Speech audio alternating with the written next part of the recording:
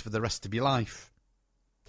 To satisfy every contingency in going for a walk with a fixed purpose in mind would take about 3, better make it half a dozen, pantechinions, little items like maybe an oil rag or 2, air compressor, a 100-foot ladder, a diving bell, a crane or 2, little things like that.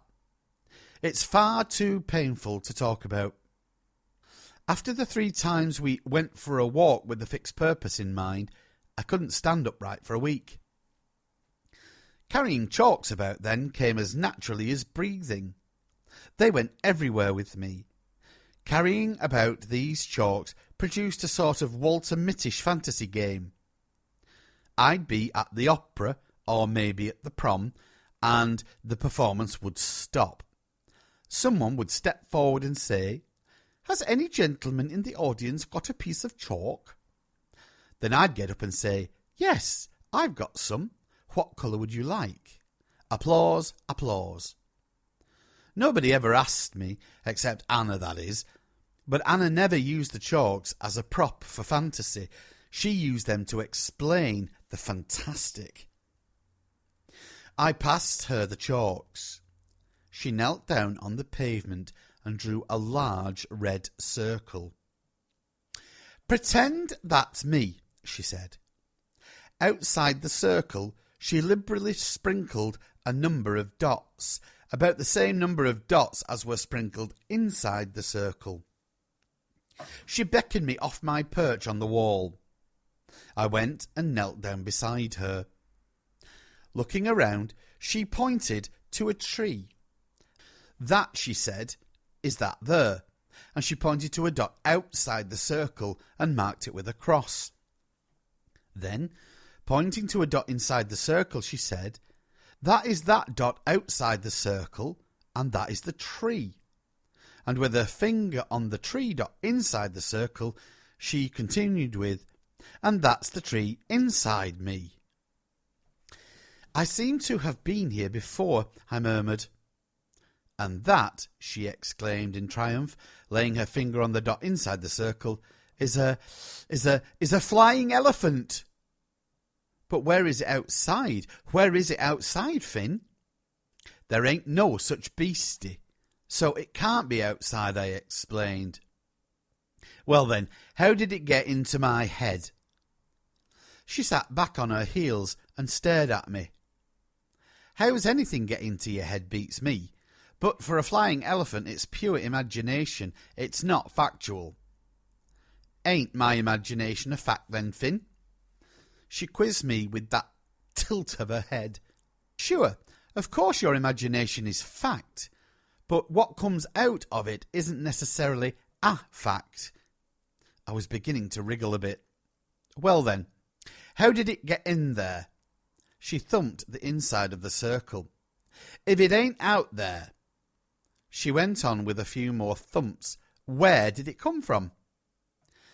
I was thankful that I wasn't given the opportunity to answer that one. She was now in full flight. She got up and walked around the diagram of her universe. "There's a lot of things out there, ain't there?" she said. "There's a lot of things out there that ain't in here." She leapt from the edge of the universe into the circle of herself and knelt down. "Fynn, did you like my painting?" "I liked it fine," I said. "I thought it was pretty darn good." "Where?" she said, with her hands on her hips. "Where was it?" I pointed to the dot outside the circle. "There, I suppose." She scrabbled backwards until she was clear of the diagram and pointed the finger to the centre of the circle. Her finger stabbed out her sentence. "There is where I painted it, inside me." She remained silent for a long moment. Then, sweeping her hands over the diagram, she said in a puzzled voice, "Sometimes I don't know if I am locked in or locked out." Touching the inner dot and then the outer dots, she continued, "It's funny sometimes. You look inside and find something outside, and sometimes you look outside and find something inside. It's very funny.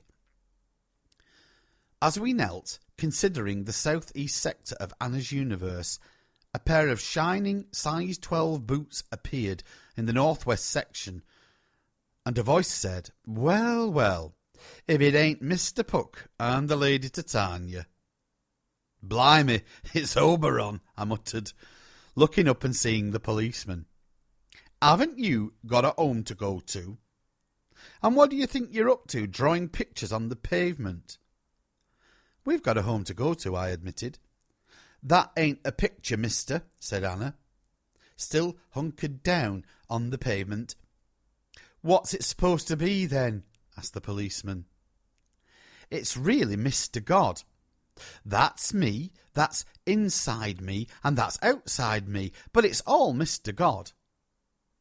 "Well now," said the policeman, "it's still drawing on the pavement, and that's not allowed."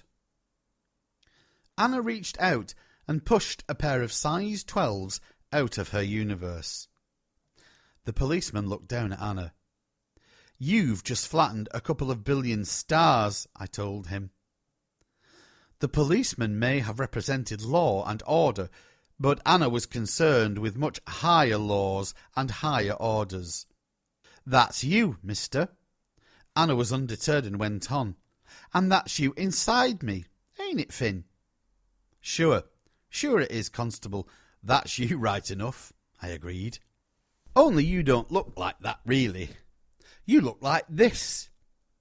She shuffled a few feet to one side and drew another large circle and filled it with dots. "That's me inside you," she said, pointing to a dot. "But that dot is really that circle. That's me." The policeman was leaning forward, looking at Anna's universe. "Ah," he said knowingly. He looked at me and raised his eyebrows. I shrugged my shoulders. After a hum or two, he pointed his size 12s at one of the outside dots. "Know what that is, Titania?" "What?" said Anna. "That's the Sarge. He'll be along in a few minutes, and if this pavement isn't clean by then, you'll be in one of these." His foot described a large circle. "Know what that is?" "That's the police station." His broad smile softened his gruff voice. Anna took my offered handkerchief and erased the universe from the pavement of Westminster Embankment. Standing up, she flapped the chalk dust from my handkerchief and handed it back to me. "Mister," she said, "do you always work here?" "Most times," the policeman replied. "Mister?" Anna took his hand and pulled him to the wall. "Mister, this is Thames the water, or the hole it goes into." The policeman looked at her for a moment and then replied, "The water, of course. You don't have a river without water." "Oh," said Anna, "that's funny, that is, 'cause when it rains, it ain't the Thames, but when it runs into the hole, it's the Thames. Why is that, mister? Why?" The policeman looked at me. "Is she having me on?" "You're being let off lightly," I said. "I get it all day long." The policeman had had enough. "Hop it, you two. Hop it, or I'll—" "Oh, yes. One last word of warning. You better go home that way." He pointed with his finger. Please, Blossom and Cobweb." His grin was difficult to control. "We'll be along here in no time, and if you're still around, you might get your bottom smacked. Get it?" He chuckled, pleased with himself. "Comics," I muttered. "The whole world is full of comics." I grabbed Anna's hand and led her away. "Nice work, Titch. Nice work. A good bit of thinking, all that Thames stuff." "Oh," murmured Anna. "But when do you, Fynn? When do you start calling it the Thames, and when do you stop calling it the Thames? Do you have a mark? Do you, Fynn?" Old Woody was right. The daylight schooled the senses and the night-time developed the wits, stretching the imagination, sharpened fantasy, hammered home the memory and altered the whole scale of values. I begin to realise why most people went to sleep at the night time. It was easier. A whole lot easier.